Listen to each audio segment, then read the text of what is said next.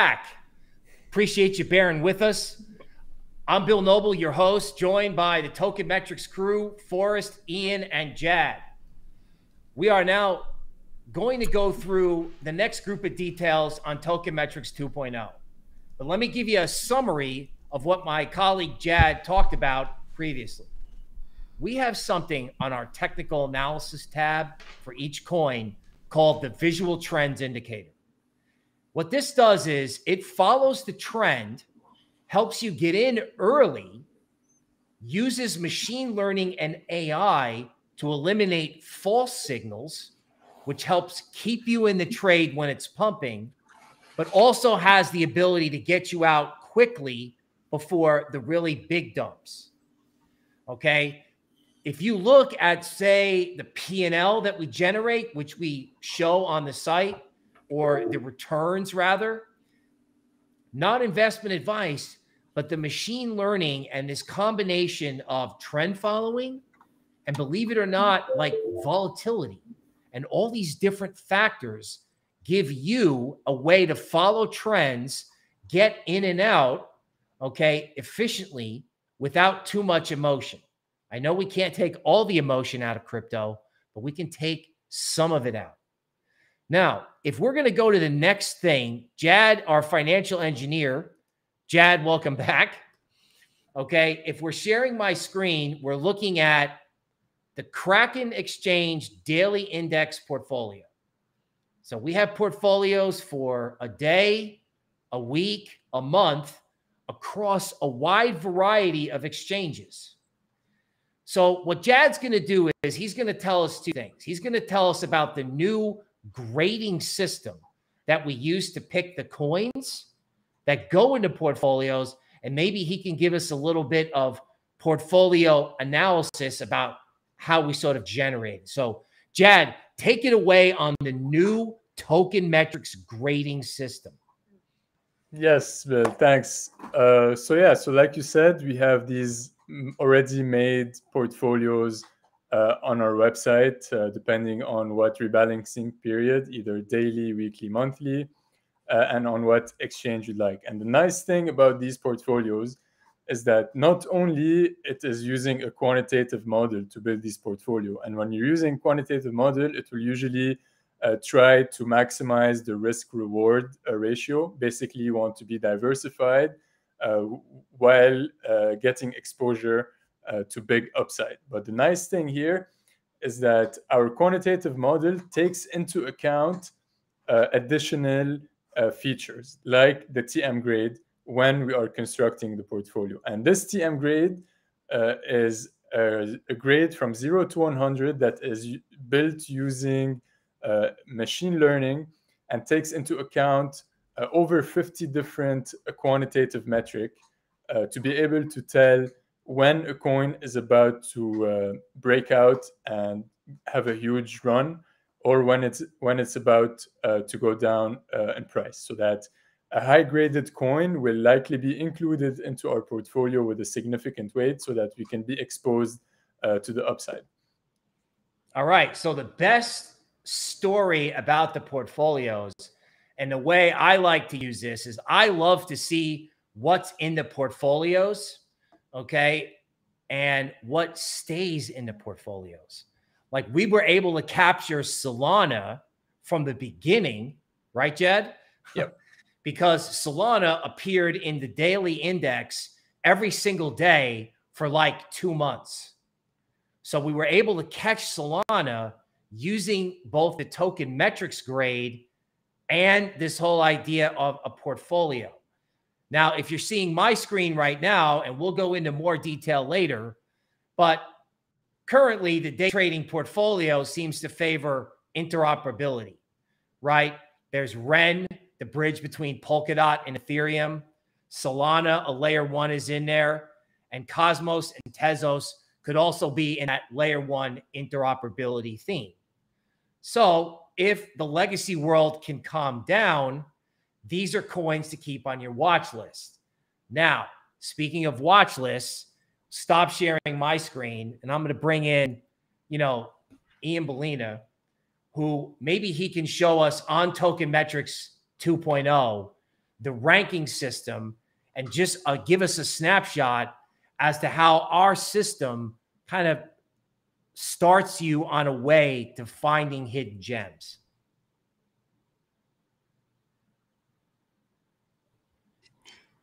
All right. So I guess we don't have Ian Bellina right this second. So I'm going to move to a different slide. I'm going to bring up my screen. We have a new feature. If you're looking at my PowerPoint, we're looking at sentiment. So our machine learning guys, and I don't even know. I want Jad to talk about it, but it's incredibly both amazing and complex. We're tracking Twitter, Reddit, and Telegram, and the activity in those social media platforms to try to figure out whether people are really bullish or bearish about a particular coin. So it looks like OKB and Avalanche are at the top of the list for very positive coins. Now, I know one big YouTuber was really on Avalanche, so that's not a surprise, and I know that's a really enthusiastic community. And don't worry, we'll have charts and the market update from me and Forrest coming up soon. But for our machine learning guys, hit that like button. Yesterday we got 500. Today we're trying to beat that. Normally we get 1,000, so we're trying to beat 500 likes. Now, Jad, can you tell us how you sift through all this data? Like, is it AI? Is it machine learning? Is it both? Like, how much work was involved? Like, did it take hours, months? I mean, how hard did you have to work to do this? Oh, yeah. Sentiment is a very, very big project because you have a lot of unstructured data like tweets and Telegram chats and all these type of things. So you really need to gather as much data as you want, let's say over 1 million tweets. And then you need to start processing this data, pre-processing, cleaning it up, seeing which Twitter accounts are more important than others, which tweets are getting more likes, more retweets, and stuff like that, because you can really see the power of using machine learning on this type of data. Because if you just have a good machine learning model that can read Elon Musk's tweet, you can really see that these data sets can have a huge, at least short-term impact on prices. All right, so let's recap. We've got a way to find trends that you can get on for big and small coins. Because, by the way, if there's more than a certain amount of data, the visual trends indicator and the TM grades are available for, thousands of cryptos. So we've got a new way to look at charts. We've got a new way to look at quantitative math without you having to do the math. And we help you put them in portfolios or give you a peek at which coins go in the portfolios. And we help you with things like sentiment. Like, are people still super bullish Avalanche? Like, I thought we should take profits. I was thinking about taking profits before vacation in Avalanche at 60. And then I saw this on our website and I was like, oops, they're still bullish out there. All right. So if I'm going to the next slide, I'm looking at a chart of OKB. All right. OKB recently, I mean, it's gotten hit from 25 down to 12.5. But interestingly, social media is still very positive on it. So either they've got a lot of really zealous people out there, or if the market stops going down, this is something that it's worth, keyword here, doing your own research, checking it out. In other words, our grading system, right, when you call it up, you're going to see small cap coins at the top of the list. They could be up to 3 to 300 million in market cap. So when you log into Token Metrics, you'll have choices about what sectors you want to look at, or you can just see it ranked straight up. And there's a lot of small cap gems in there. And I know from talking to Jad that some of those small cap gems, I think one of them was in our monthly portfolio. Hey, Bill, can you hear me? Yes. We need you to share your screen on Restream. Got it. And then we'll be able to see it.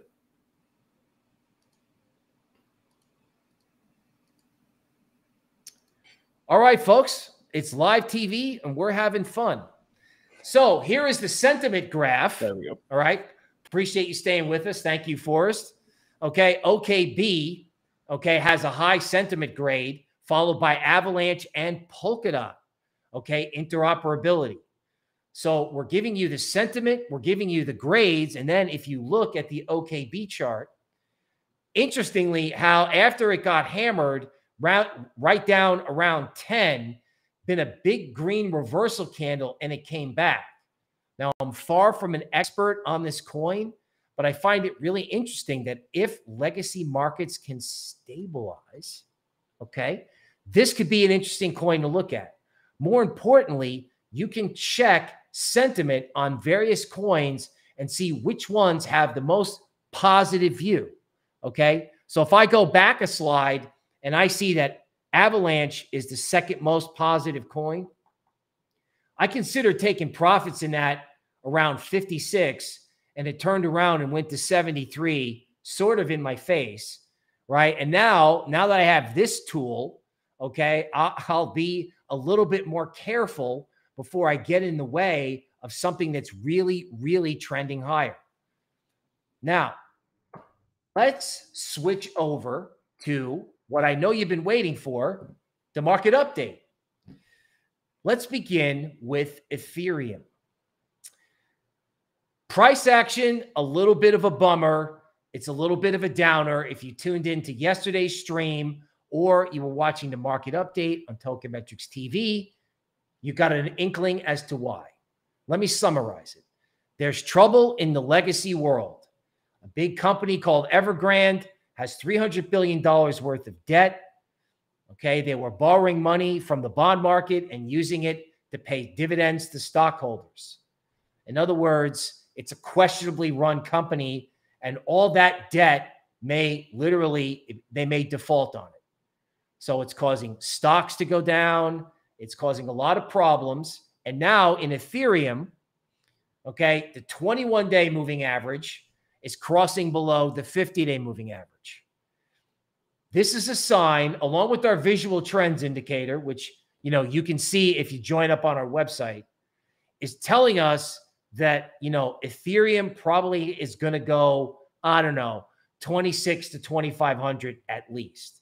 It may not do it today because today's like a fear day. We may be alternating between, everything is terrible and everything is fine. For the moment, the moving average crossover in Ethereum is not positive and could lead to more downside. Now, in Bitcoin, it's the same thing. In this case, the 21-day moving average is crossing the 50-day.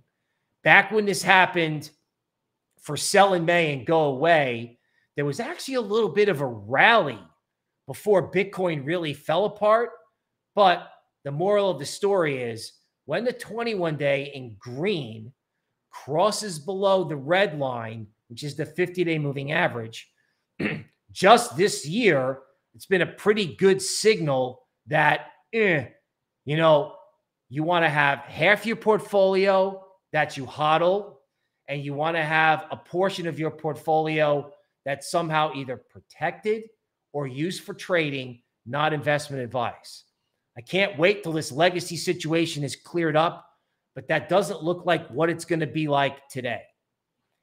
In the S&P 500, you have a big down day today, okay? If there's going to be defaults and problems with banks in China, that's going to result in problems all over the world. The legacy word for it is contagion. So if there is going to be this type of problem, stocks are going to get hit. We talked about that yesterday. Stocks fell below the 50-day moving average. That's the red line. And to keep it simple, all right, because I know you want to get to the altcoins, so keep hitting that like button because we're getting there. But the stock market looks like it literally could go straight down as a result of this head and shoulders top that has this strange downward sloping neckline. So if, keyword, because stocks have this habit of going down and bouncing back. But if stocks really start going down sharply, okay, you could have a 10% down move or more. QQQ, that's, Apple, Amazon, Netflix, Google, Microsoft. A lot of evidence that smart money was selling to small retail traders. QQQ hit the red line this morning and yesterday at the 50-day moving average and then fell out of bed. So there might be a bounce. Tomorrow might be an everything is okay trade. But folks, this is not good. Legacy is impacting crypto because remember, crypto is a risk asset. Altcoins require a flow of money to come in consistently in order to maintain prices. That's why I want you to keep some cash so that if this thing really falls, you can jump in. Because Legacy is telling you that there's trouble. Now, there's a different kind of trouble brewing. So not only do we have Evergrande, okay, but we've got a government shutdown and a debt ceiling problem, which is a nice way of saying America is running out of money, right? They don't even have permission from Congress to run the printing press. Now, normally, this affects short-term government bonds because everybody goes, oh no, are they going to shut the government down? And are we going to get our payment on our little 30-day treasury bill or IOU? Okay, that's not what's happening. What's happening is long-term bonds, 30-year bonds, the interest rate is rising. Normally, long-term bond interest rates fall when people get worried about stocks. Like, oh my God, stocks are doing bad. Let's buy bonds, which drives the yield lower. Those three big green candles that look like they came out of an altcoin, that's the interest rate that people are charging America for a 30-year loan. So the credibility of America is in question at the same time as sort of a contagion problem is unfolding with a massive, massive Chinese real estate developer. So if you're wondering, you're like, gee, isn't this supposed to be good for crypto? Yes, eventually, but not right now, not in this phase. And here's another reason why: the dollar. Oh God, this chart breaks my heart, right? The 21-day moving average is bouncing off the 50-day moving average. So the dollar is actually breaking above resistance, okay, which I swear I thought I'd never see this, but I'm seeing it, right? Every big mistake starts with denial, and I would be mistaken if I denied what was happening on this dollar chart.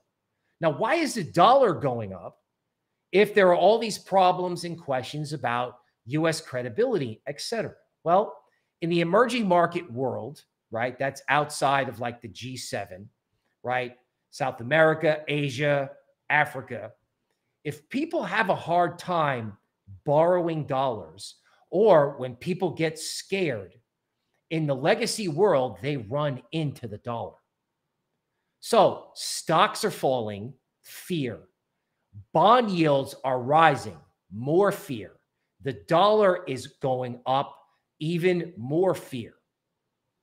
So it's like a fear sundae with a cherry on top, and it really doesn't taste good. It's actually quite scary. Now that I've sort of outlined that in the most gentle way possible, let's talk about what we're seeing in some of the big cryptos. And maybe what we can do is we can look at the stuff that's not great, but maybe we can also imagine a day if this goes away, say in the next week.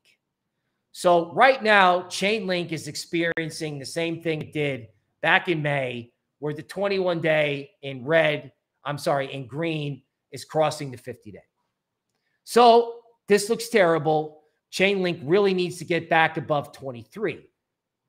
Sometimes it can be worth it to buy when things work terrible. Now, not investment advice, not advocating catching the falling knife, but if the legacy problem was over, Chainlink might look pretty cheap. So keep an eye on it. Now, DeFi, Same thing, not a pretty picture. When these moving averages cross over, actually from May, the big move actually occurred before they crossed. And we're in that sort of danger zone right now. That said, so it's DeFi danger. But that said, if DeFi can actually hold it together with legacy falling apart, this could lead to a constructive outcome. So yeah, yesterday I was like, warning. And today I'm like, warning. And I think people get it when they see stocks. And obviously this is not good for crypto, but you want to be careful not to get, I don't know, too afraid. You want to stay balanced. Because if DeFi turns around, it could go back up, but it's still in the danger zone. Okay, Polkadot. The Polkadot chart from both a moving average and a support perspective looks better than other charts, I have to be honest, right? Which is why the Polkadot narrative is in a lot of our portfolios, and it has a decent token metrics grade in that universe, particularly REN. I don't want to see Polkadot trade below $25. I kind of hope it doesn't do that. So if 25 holds, you can hold out some hope for Polkadot. Now, if Polkadot breaks below 25, this is the reason why I want you to have cash on hand, because it could wick down, or as I hinted at yesterday, the market could go down for the entire month of October. So keep an eye on 25 in Polkadot. Now, Phantom, which has a very high TM grade, by the way, that's how I flagged it and looked at the chart. Phantom is a double-edged sword. It can't get back above its 21-day moving average. That's the green line. But it's holding support at $1.06. So it's interesting that something that's got a good TM grade is actually holding its ground. So this is a way that I use token metrics, right? I look at the portfolio, and now I'm getting more active filtering by sectors, like what's going on in layer one. Oh, look, Phantom, a layer one solution, has a token metrics grade that's like 75 or higher when most of them have like 20. And then I take a look at the chart. So this is an example of how I can do research, and so can you, right? Now, Olympus DAO, I believe, is this coin, OHM. OHM shows up as a highly graded coin on Token Metrics 2.0.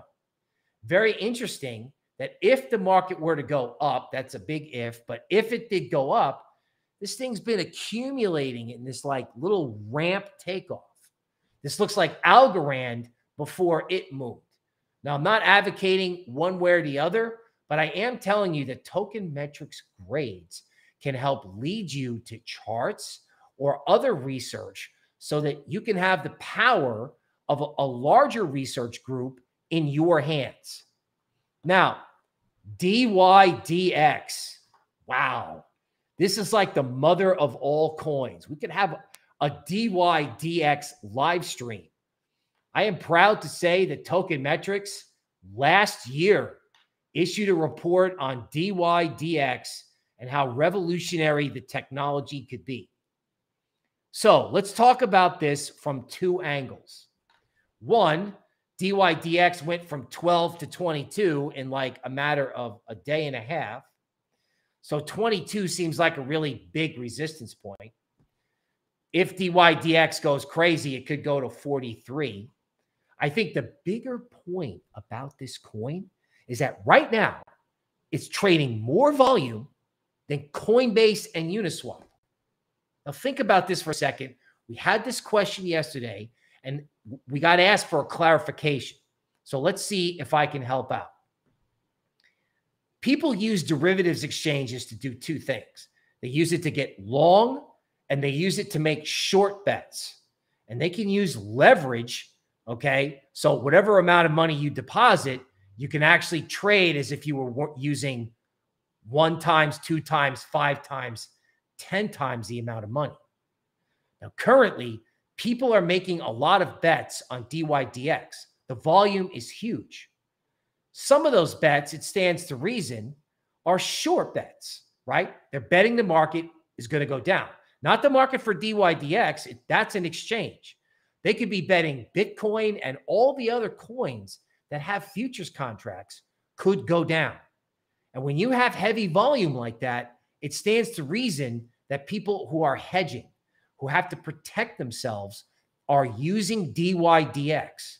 So there's a huge lesson here.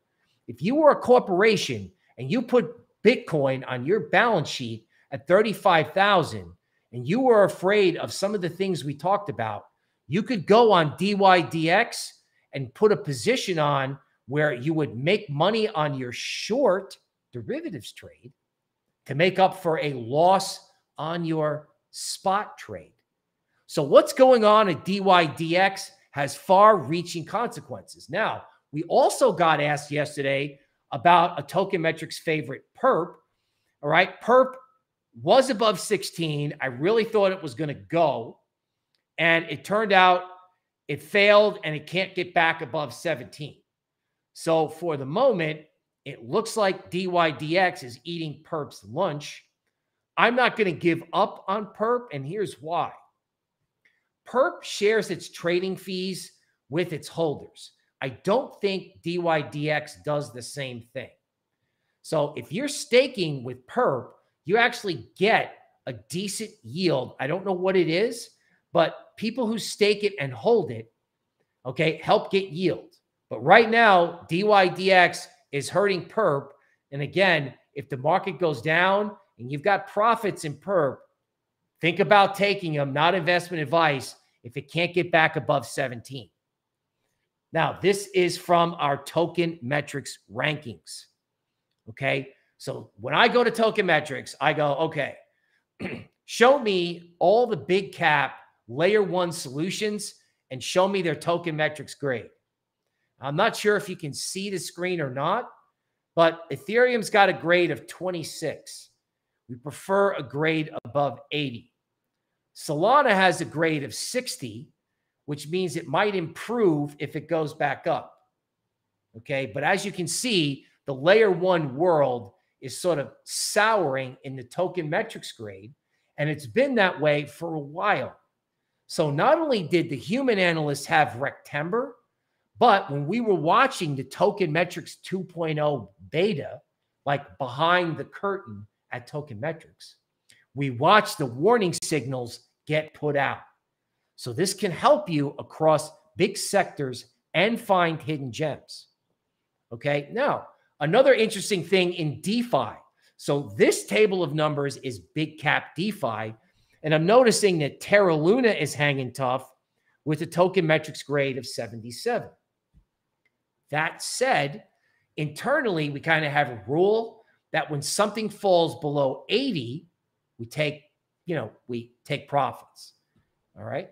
So let's take a look at Luna. Luna is sitting on its 21-day moving average at 35. Luna could turn around and ramp to either 46 or 53. The way this market trades with the TM grade falling, unless the TM grade pops back up, I'm kind of leaning towards either taking some profits or taking some profits if there's a final ramp to 46. So this is an example of how to use a chart and Token Metrics together. Now, Kraken, we talked about this earlier. Just an example, Ren and Solana in the portfolio. Okay. AVAX.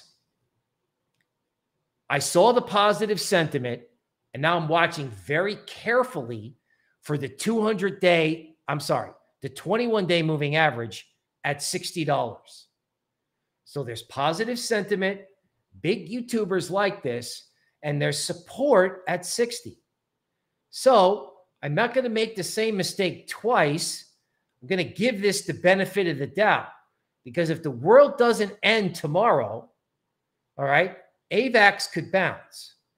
So whereas before I was like, yeah, this is done. It hit 73. It may be over. It may not be. So these big YouTubers who like this, they may have a point, and there may be buyers on dips.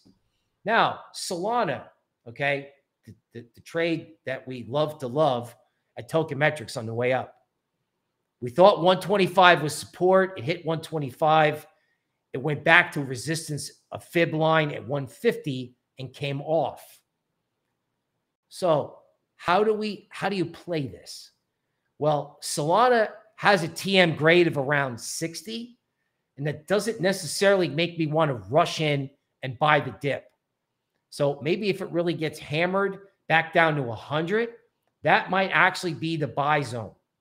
So the Token Metrics grade leads me to be patient, right? Solana may go to 500, but it may have to go to 100 or 80 first. So give yourself a break and use a quantitative tool that can help you be patient if that's necessary. Cosmos, we talked about yesterday, a lot of requests. Cosmos hit resistance at 44. Forrest had a trend line and it turned around and came off. I know this is one of the things that our portfolio likes. So if the world does not end, this may be a good dip to get in, right? But you don't want to go rushing in while the TM grades are low and legacy is getting hammered. Now, Ren, a little bit more interesting. Interesting support point at 0.95. It's a diagonal line. Very, very interested to see, given that our AI likes it, whether or not Ren can actually hold 95 cents. Now, since we were into Ren a long time ago, and it didn't go up as much as we thought, but then it went up, we need you to help make us feel better. Help us feel better, folks, and hit that like button, because we gave you all that altcoin analysis, and we helped show you how to use Token Metrics to make money, how to use it in conjunction with charts and fundamentals. So please hit that like button. Please subscribe to our site. If you help us, we can help you. Now, speaking of helping you, Forrest has got some work around 21-week moving averages, okay? These type of moving averages are very popular with momentum players. So Forrest, take it away on the 21-week moving average story.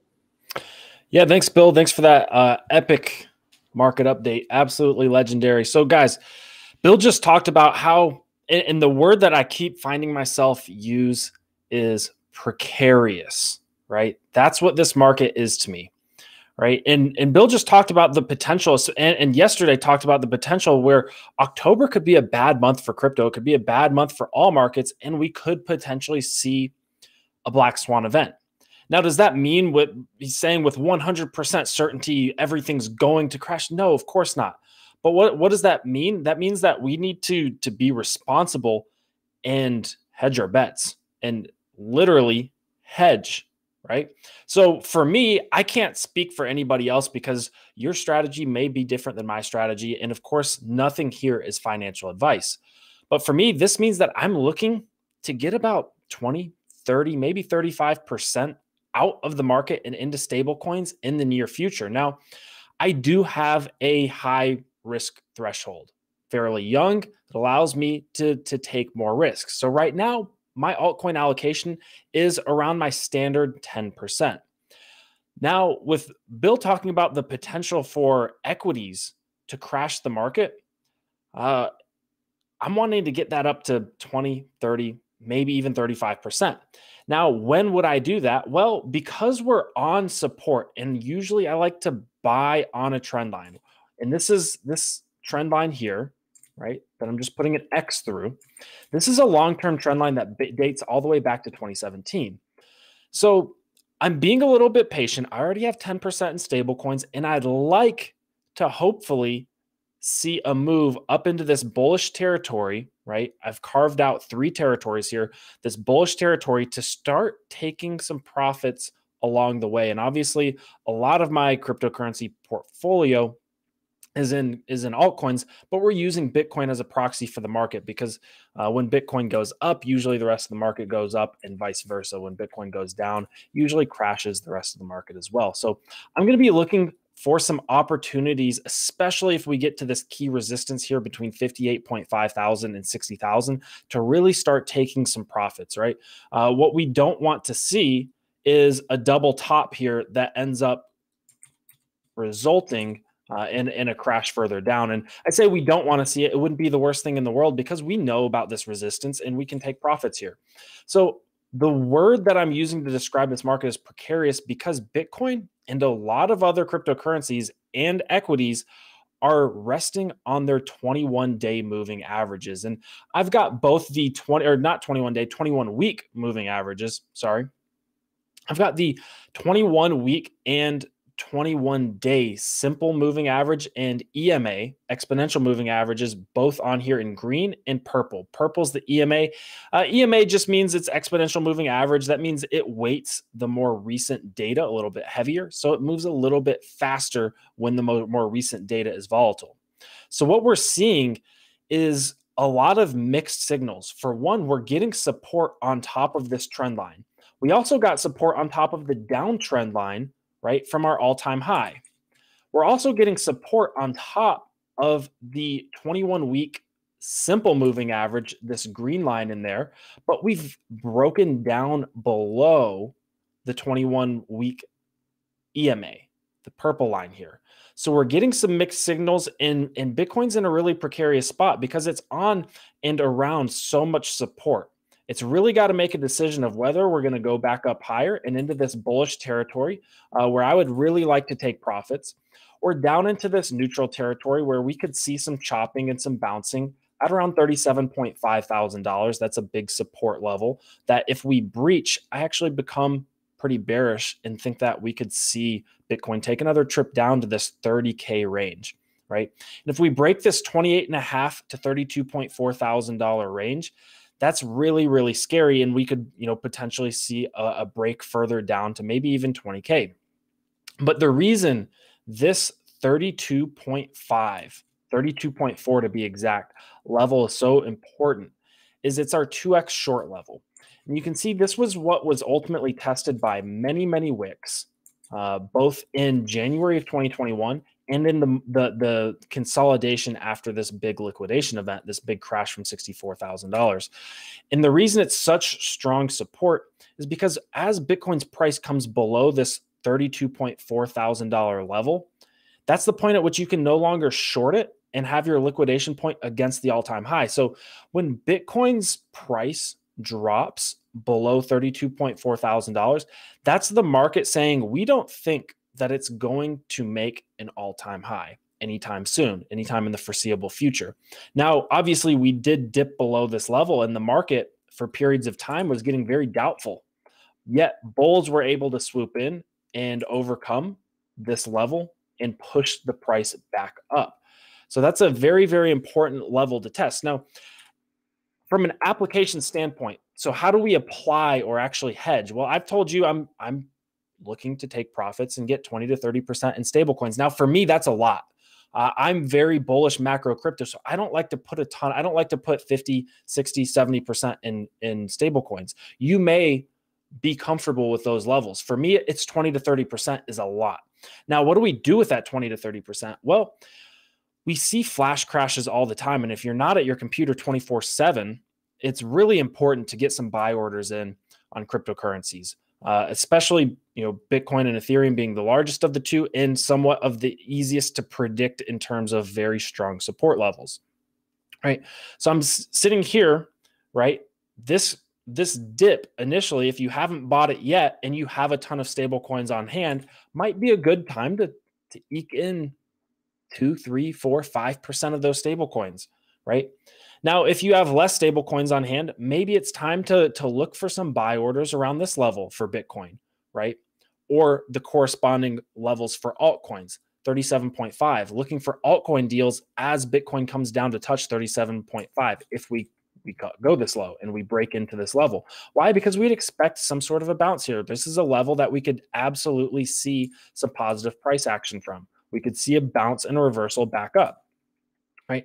Then again, in this range here. So back in January and back in June, this was the level, the opportune best buying zone that there was. And there is a chance that if we come down yet again to this $28.5 to $32.4 thousand range, that the bulls could yet again show up and push us higher, right?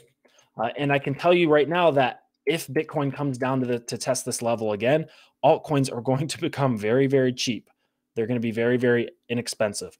Now, I briefly want to touch on two other things. One is just showing you guys that Ethereum, again, on finding support on its 21-week moving average and 21-week EMA. It's at a decision point, right? And I don't jump into the legacy markets very often, but S&P 500 taking a trip down to its 21-week EMA and 21-week simple moving average for the first time in quite a while. Now, I will say the last few times that it's done this, it's actually been a really good buy, right? Until you go back to a black swan event, in which case it crashed right through and the buy the dip was all the way at the bottom, right? And that crashed all markets. The other thing I want to touch on, because we're getting to that time of year, we're in Q4, or we're getting to Q4 very, very soon. And this is no secret. If you guys watch Into the Cryptoverse with Ben Cohen, you've probably known this for quite some time because he talks about it. So I in no way, shape, or form want to take credit for somebody else's analysis, but this is also no secret. In Q4, Ethereum against Bitcoin, this is ETH versus Bitcoin. It bleeds in Q4 against Bitcoin. It's done so for the last 6 years or so, right? So each one of these are Q1 of the year. Each one of these sets of dashed lines, I've outlined Q1 of the corresponding year. Now you can see that going into Q1, Q4, Ethereum loves to bleed against Bitcoin. Now I love Ethereum. I am very bullish on Ethereum. Very bullish on Ethereum. However, we're getting to a point where in the year, in the cyclical nature of the year, that historically we've seen Ethereum bleed against Bitcoin. So what does that mean? Well, for some people, you may want to hedge your bets and maybe move out of Ethereum and into some altcoins, or out of Ethereum and into Bitcoin, right? I look at this as an opportunity because I'm very, very bullish on Ethereum in the long term as a time to look for Ethereum buys, right? Look for Ethereum buys and, whoops. I'm getting,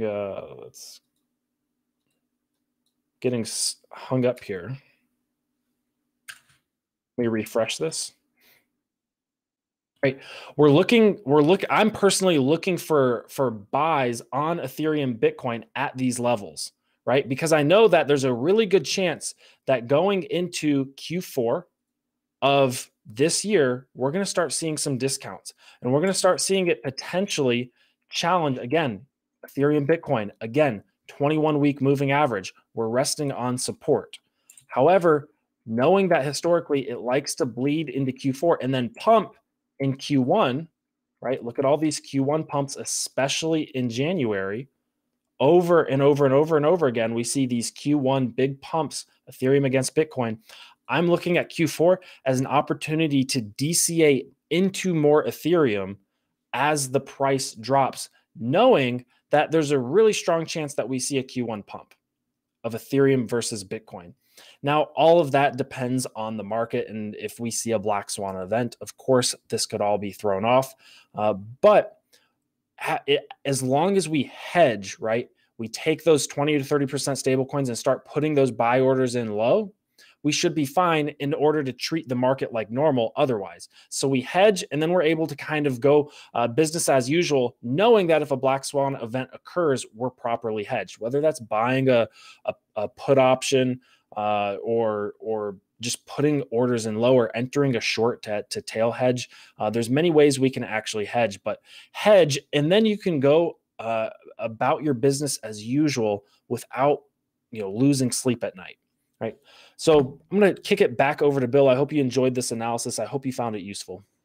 All right. Forrest, thanks a lot. So let me give you an encapsulation.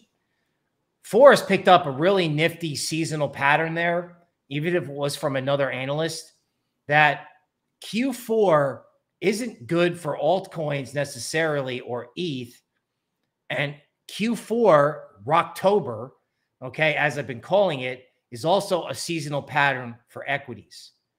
So what can you do in the next 30 days? Well, protect yourself, stay patient, follow Evergrande and the government shutdown news. What you can also do is subscribe to tokenmetrics.com and watch our visual trends indicator to see if things like Luna and Ethereum turn bearish. Learn how to use the site so when it turns either at the end of October or later on in the end of the year, you'll be ready. So if you have 1 month's worth of money or 2 months worth of money or 3 months worth of money for our subscription, it's an investment in learning to stay out of the way of the drop and to be there to pick up the hidden gems when it turns back up. That's it for today, folks. We thank you for joining us. Please hit that like button on the way out. This is Bill Noble from Token Metrics TV. We will see you tomorrow.